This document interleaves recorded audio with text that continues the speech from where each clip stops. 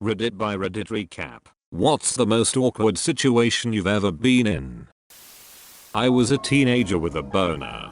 Pretty standard so far. I walked downstairs and had to tuck it in my pajamas so the head is sticking straight up and the erection is pinned against the body so the boner isn't noticeable. Well, when I put my t-shirt on it fell behind the tip, so if you looked at my wasset line you could clearly see the tip of my penis. I was talking to my mom for a few minutes and she was flushed red in the face and quickly trying to kill conversation. Not something my mom is known for. I walked away, saw what was going on and didn't know what the hell to do. We never discussed it, but because things were so awkward at dinner, I'm pretty sure my mom knew that I realized it happened as well. I was at a funeral for one of my husband's relatives. On my way in, an employee of the funeral home asked me when I was due. I wasn't pregnant, but I am fat and was wearing an Empire waistcoat, so I wasn't offended. As I signed the guest book I corrected her and tried to defuse the situation with a joke about burning that coat later. But she just wouldn't stop. She kept trying to apologize and explain herself and I just wanted to run away. Then I was stuck in a small room with her for the next 2 hours. I have sort of an inverse story. When I was pregnant, I gained a lot of weight. One day, while I was very pregnant, I was riding up an elevator and someone on the other side waved at me as they were coming down. I did not know them, but I'm friendly so I waved back. They then realized their mistake and came up to explain. They said, "I'm sorry, you look like my wife," to which I cheerfully replied, "Oh, when is she due?" His wife wasn't pregnant. Not awkward for me, but I was the reason for it. I served for a couple years and worked multiple restaurants in that time frame. I worked at a Dennis, night shift, best and worst job for many reasons. Anyways, there was a regular that came in often, drunk as a skunk and nasty as hell. He tipped really well but was so nasty to us girls. It never fazed me, so I served him often. He offered many times to pay for extra service and tried to get me to leave with him often. Of course I never did, but a couple months later I'm working a new place, little more high end. I work mornings here, and this was a Sunday morning church rush. Guess who was sat in my section? My nasty regular from my last job with his entire family. His wife, kids, parents, the whole group, fresh out of church. The look on this man's face when I walked up and said hello. He was red as a fire truck, and I made it worse by asking if he remembered me. He left me a huge tip, probably because I didn't bring up his nasty mouth and grabby hands from his late drunken nights. Edit, I was a waitress. That's what I meant by serving. I have a similar experience where a 50-plus-year-old man, I was 19, would come in and order takeout maybe once or twice a month from a restaurant I used to work at.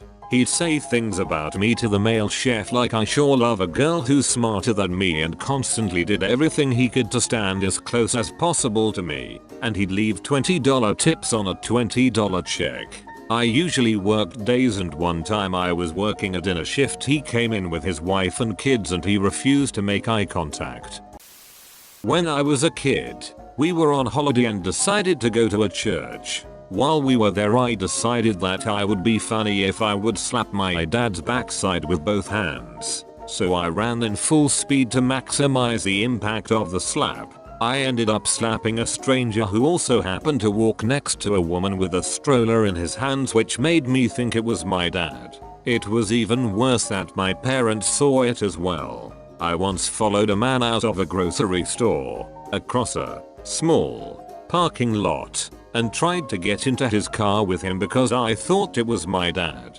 Didn't figure out my mistake until I saw him look across the top of the car at me, trying to get into the passenger side, with a super confused look on his face. Cue my actual dad running up breathlessly, waving his hands and yelling at me.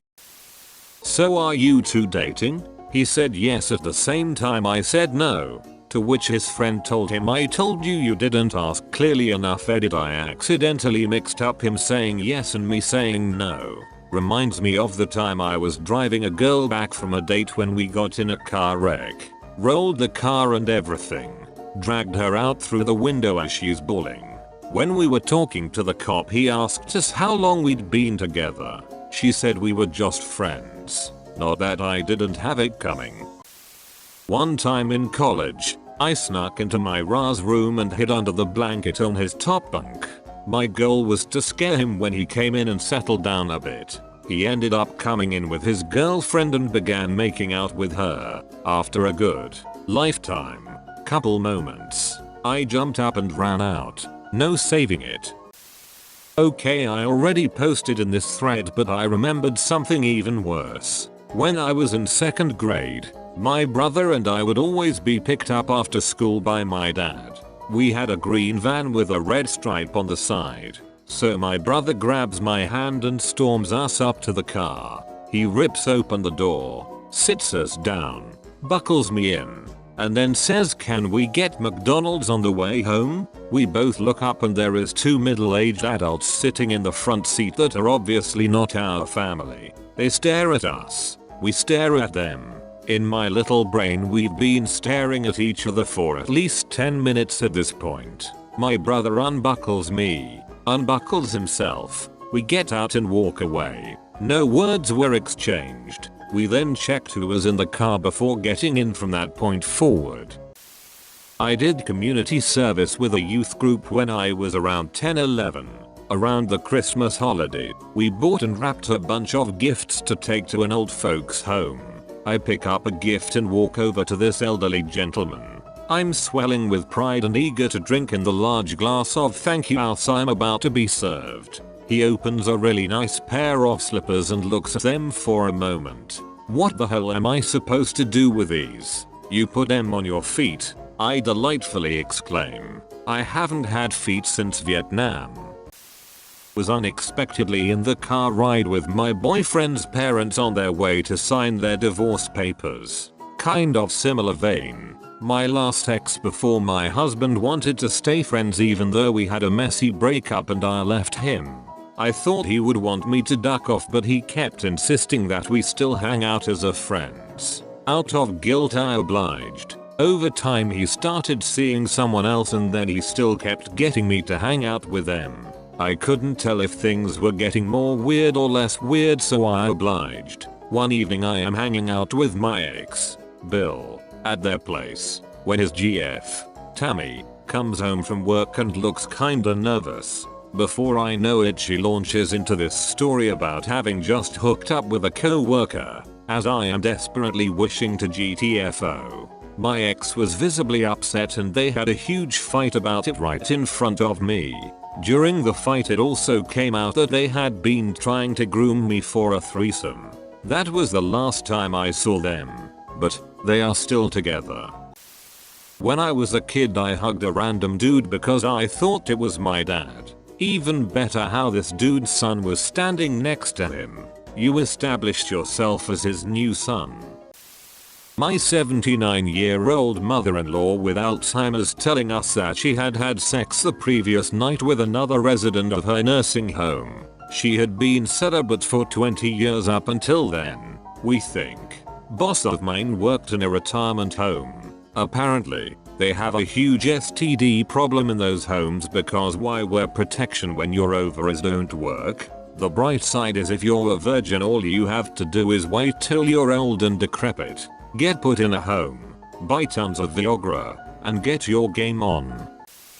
Last summer my wife and I were browsing for random crap in Pier 1. I'm wandering around the store aimlessly and see my wife kneeling down inspecting some merchandise on the bottom shelf. I approach her from behind, slightly tap the top of her head, and go boop. It was not my wife, just someone who looked almost exactly like her from the back. She looks up at me, all I managed to say was, "Oh, I thought I was married to you. Sorry." When I was a kid my family's van broke down so we all had to squeeze into my dad's car to go to a funeral. Anyways, my older sister had to sit on my lap. Yep, you guessed it. I got a boner and she freaked out and started screaming. I was looking at my mom's phone cause she wanted to show me some pictures from what she did that weekend. I swiped one too many times and came across one of her nudes. I felt my soul jolt out of my body seeing that.